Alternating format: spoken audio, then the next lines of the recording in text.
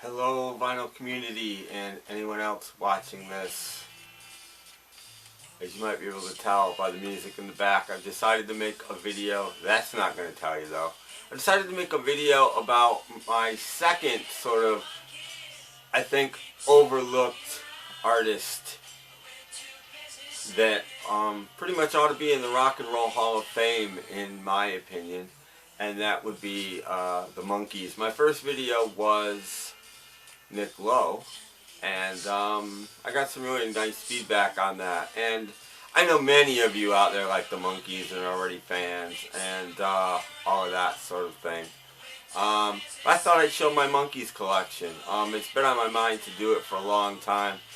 I've been really busy, which I've been putting, I know, in my comments to your videos a lot. It's true, in my videos. But I do have a little time. So, hope everybody's doing well. Hope you're alright. I have a bunch of new subscribers. Thank you all. And I'm pretty much caught up on my correspondence for a change. So, here we go. I'm going to show everything I've got that I can think of. There might be an album or two missing. But for the most part, this is my entire Monkees collection. Multiple copies and all, including solo. And I don't have that much solo. So we'll start off with just the Monkees first album, the Monkees on Cold Gems. It's in mono, and it's not a first press, and you can tell that because of Papa Gene's Blues, spelled G-E-N-E-S right there. And again, mono on Cold Gems. You guys all know the label. I won't be showing many labels on these. And I also have one I found at a thrift store a whole bunch of years ago. Still in shrink, same thing, still mono, still Papa Gene's Blues, spelled properly, so not a first issue, but in shrink, so I'm pretty happy about that. And I have shown this before, but this is a, oh I forget, Canadian copy maybe? Might be a German copy, I forget now. It's a German copy. And this is an early press. I don't know how early because I don't know the German story. But Papa Gene's is spelled incorrectly on the label. It is on RCA Records. And it is spelled properly on the record. So I'm not familiar with the story on the German copy of Papa Gene. You know, how Papa Gene's Blues went. But this has to be fairly early. They must have corrected it at some point. So there you go, a nice German copy. I also have a mid-70s reissue Japanese copy. And I mainly bought this because it has a very unique and different cover than any of the other ones I've ever seen. There's the back. It does have an oboe and it does have a lyric sheet inside. So, pretty happy with this one as well. And this one is on Arista Records. Second album, copy in stereo, early pressing. I don't know how early on. Oh, this isn't. Excuse me, this is a Rhino reissue. Whoops! I just noticed that there. That's why it would be in stereo. Rhino reissue, and the Rhino Cold Gems label looks just like the Cold Gems label, except it says Rhino. So slightly out of order. Original mono copy still in shrink. I think I bought it at the same thrift store about the same time as I bought the first Monkees album. Still in shrink. Very happy with this. It's a lot of people's favorite Monkees album, but it's not mine. This would probably be my favorite Monkees album. Headquarters, the one where the Monkees actually got some control, were able to play some instruments, and actually contributed to the album for their one and only shot to do that. And I think it's a really good Monkees album. This is a mono copy, I believe, in mono on Cold Gems. Yes, mono copy. And a Rhino reissue in stereo, of course. Again, one of my favorite Monkees albums, if not my favorite. And I have a second Rhino reissue. A couple of these, I have 2 Rhinos, and I think I found them at thrift stores fairly cheap, so I picked them up.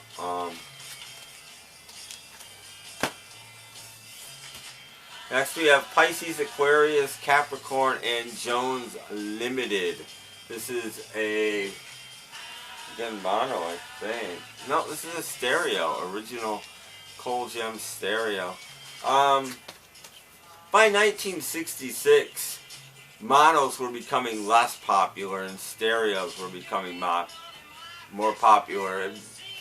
The way I always go by if an album is more rarer or more popular is about 66 is the cutoff. After 66, definitely stereo becomes more easy to find than mono. And before 66, mono was cheaper. And it wasn't just because, a lot of younger people don't know this, but it wasn't just because people didn't have stereos. Monos were generally listed for $1 less than the stereo copy. So monos would always sell more. Birds, the Bees, and the Monkees, Cold Gems, stereo again.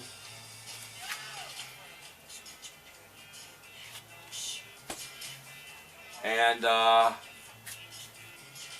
Japanese import of, I didn't even know I had this. The Birds, the Bees, and the Monkees. No Obi on Aris Jaw. I'm assuming a mid-70s repress.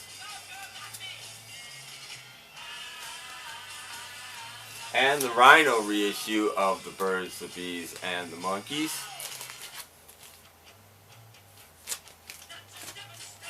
And a lot of people don't even know this exists. The Birds, the Bees, and the Monkees reissued on Sundays. Sundays did at least the first 4 or 5 Monkees albums anyway. And the interesting thing about the Sundays is if you look at the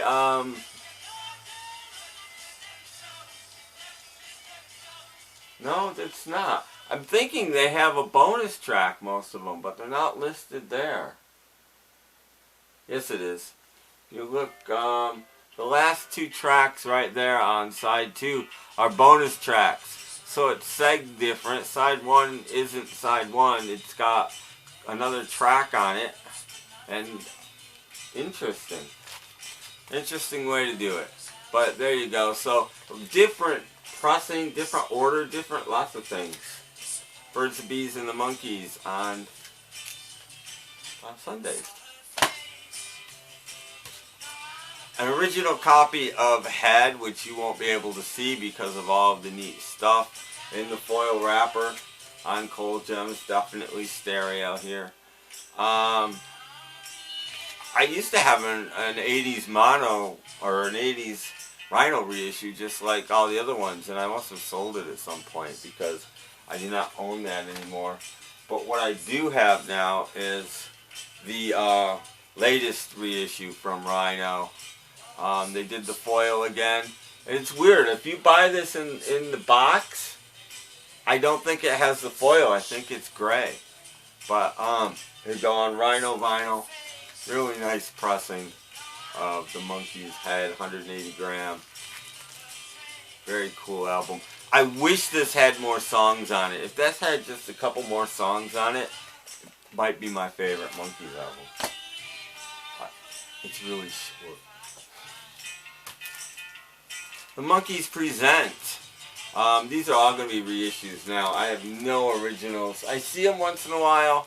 I think they're not that they're overpriced, but I don't know. I'm a Monkees fan, but these last few albums aren't that great, and the Rhino reissues pretty much will do me. If I ever see them cheap enough, I'll pick them up, though.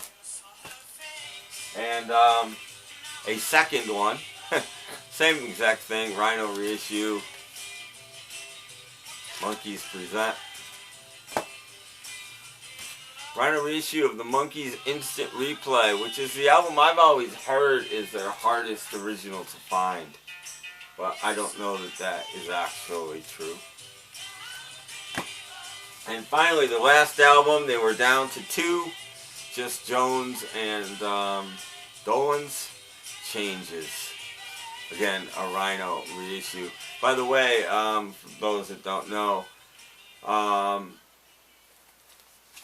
the soundtrack to Head is the last one with Peter Tork, and then he torqued. And he wasn't there anymore.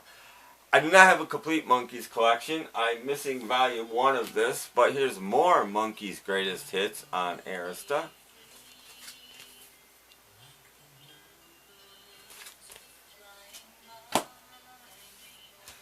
This is a great album. I wish the disc was in upside right.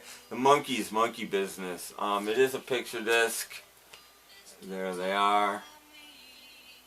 Kind of there. That kind of does it. Great stuff on it if you want to see what's on it. A couple TV versions of songs. The Monkees theme in Spanish. This was the first time the single version had ever been edited together with the ending from the album version. No, the single had ever had the album version ending tacked on, the Porpoise song. Just really nice stuff on this. And the original Canadian single version of She Hangs Out, which the Monkees didn't authorize, and it got put out. I'm trying to think of the guys. Don Kirshner put it out. The Monkees fired him after that. Great version. They were wrong. They were wrong. It's one of their best songs. So, cool album there. And the companion to it, the Monkees Flips. Again, this one has rare-ish stuff on it, but it's mostly album tracks and things that people don't really think of as much. There's the set list there. Again, Rhino. These are both Rhino albums. And Missing Links. There's 3 of these. As far as I know, this is the only one ever to come out on vinyl. And it's a shame because I've always thought the other 2 were more interesting. But there's a track listing on that. It came out in the mid to late 80s. As did the Monkees Live 1967, which, believe it or not, isn't a bad album at all. Monkees were fairly good live. I wouldn't call this essential, but it's really kind of cool to listen to it. Pretty good record. Now, what had happened was, before Rhino gained the rights to the Monkees, they were sort of adrift in the universe. And as things happen when they're adrift in the universe, a company in America called Silver Eagle picks them up. As soon as people die, it happened when Carl Perkins died, Roy Orbison died. As soon as somebody goes sort of public domain for a second, they're going to get captured, but not yet. Boom, Silver Eagle hops on it. And they put this out. The Best of the Monkees, 24 Greatest Hits. Television only is where you could get this. And this basically turned into the cover of the Then and Now LP. But Silver Eagle had it first. There you go, 24 tracks on it. 2 record set, not a single set. And the 3 new songs from the Then and Now album are not on here. But otherwise, same sort of thing. Quasi-legit album on this. Arista said yes, but I think Rhino had already purchased them. I don't know the whole story, but anyway. Then we come out with this.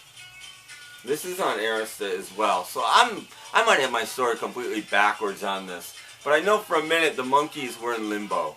And that's when that came out. Then and Now LP. And of course, Kicks, Anywhere, Anyplace, Anywhere. Yeah, Time, Any Place, Anywhere. That was Then, This Is Now are the 3 new songs. And they're very, very 80s. They're good songs, but they're very, very 80s sounding. And of course, Kicks would be the Paul Revere and the Raiders tune. And I've got this put out by Rhino. Selections from the Headquarters Sessions. There's a great, like 3 or 4 CD box set of outtakes from Headquarters, And this is the LP counterpart. There's only 8 songs on it. And it's a little disappointing to me. There's so much better stuff out there that could be had than this. It is on red vinyl though, I believe. And I've got copy 264 out of 2,500, which isn't a bad number anyway. But not my favorite Monkees piece, but still cool to have. Maybe I'll show the vinyl on this. I haven't shown one label yet or anything. Has a different Rhino label than the other Monkees albums in the 80s had. And there you go. This is red. It looks pinkish, but it's very much translucent red vinyl. It's kind of a cool thing to have. But again, there should be at least 12 songs on it, and maybe more interesting songs, or better. Songs are interesting, they're just not their best. Anyway, I've got these pair records things. This is Quasi-legit, Quasi-not legit as well. And got my pair records. And there's only 16 songs on it. It's a 2-record set, so yeah, you're getting your money's worth there. And the sound quality isn't that great. But I was gonna say, I was thinking this had something rare on it, but it's not this. Monkees Flips has the studio version with the vocals up of Circle Sky, which is awesome. There's a live version, and then there's a vocals kind of buried in the back version. The best version, not on the album, and not released as a single or on Greatest Hits or anyplace I know to get it. Well, I think it was on maybe volume 3 of The Missing Links, but it's on the Monkees Flips album, so worth picking it up for that. And I picked this up. I showed this not that long ago. Just called The Monkees. Sort of the equivalent in a way of the 24 Greatest Hits album, but UK issue. But if you look, this has a heck of a lot more songs on it. So there's your song list there. Really good quality, and this is what's playing behind us. And that does it for my regular Monkees collection. Now I'll show my solos. And of course, common, but you almost have to have one. The David Jones album from about '64. And I remember this being terrible, but there's actually a couple of good tracks on it. It's not as bad as I remember. There's a good cover of something on here. It Ain't Me Babe isn't bad. But I'm thinking maybe it was It Ain't Me Babe.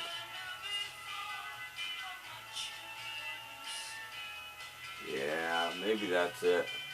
Anyway, it's pretty terrible, but there's 1 or 2 saving graces on it. Then his first solo LP, Davy Jones. And this has Rainy Jane on it, written by Neil Sedaka, on Bell Records. Just picked this up. I'll be showing this in my next recent finds video. Haven't opened it yet. Maybe I'll do that right now. Mickey Dolenz, the MGM Singles Collection. There's only 10 songs on this, but it's way too expensive. But Pop Market had it for half price, so I picked it up. There's the songs that are on it. It is a gatefold, but again, I haven't opened it yet. I will. Apparently, original British ones are supposed to be on, or were on blue vinyl, but this is supposed to be pressed on red. I've done my slicing here.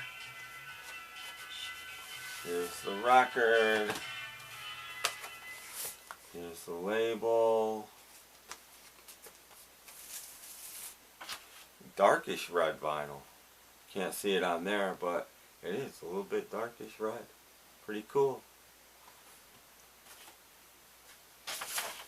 Mickey Dolenz, the MGM Singles Collection. You flip my record. I put on the longest Monkees record I had, but it wasn't long enough. There we go. Put this back.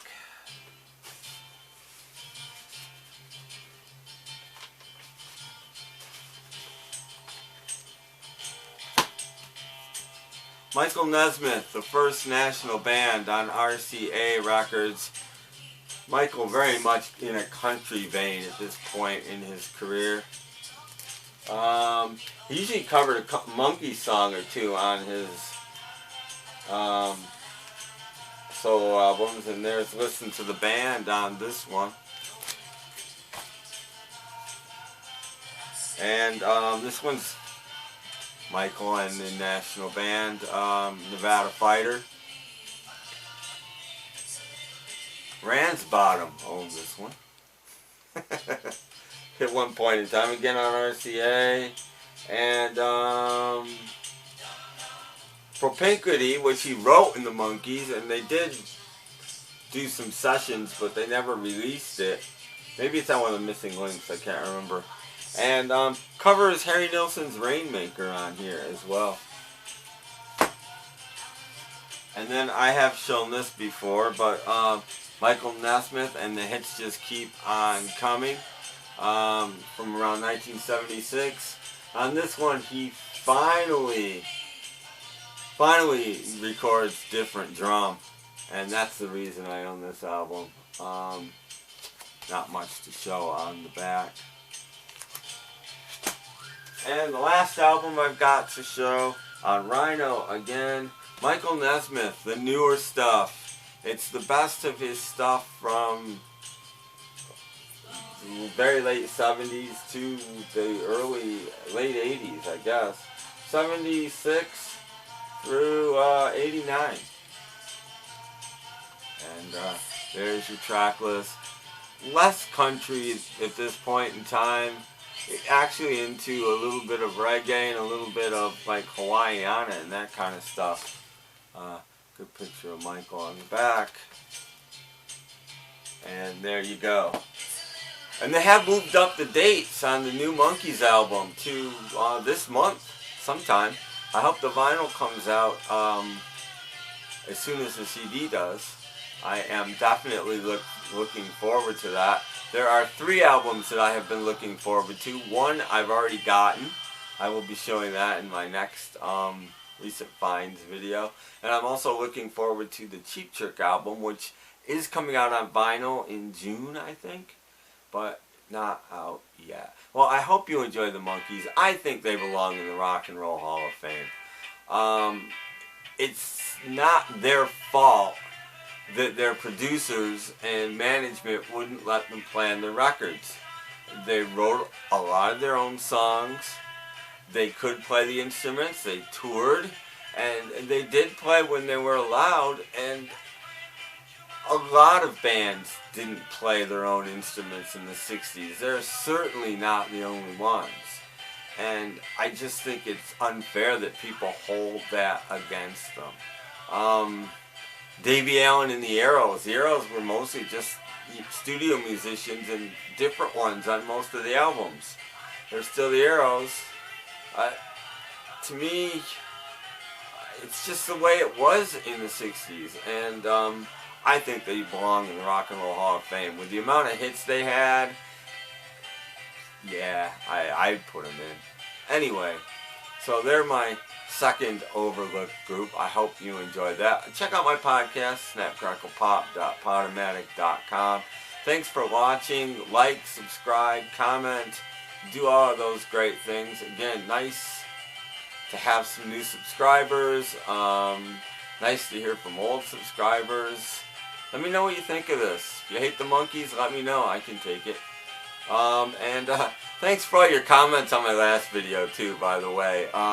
Which I've almost abandoned that now. My record cleaning video. If you haven't seen it, check it out. But I've actually gone ahead, I don't have it yet, and bought a professional one just because I want to be able to use it on all my records, and I didn't trust that one. The concept is there, the execution isn't. And by the time I muddled with it, I didn't have as much into it as a professional one. So I just went ahead and did that, and I might show that quickly in a video. But anyway, thanks for watching. I've taken up enough of your time. I'll catch you later. Thanks for watching again. Bye.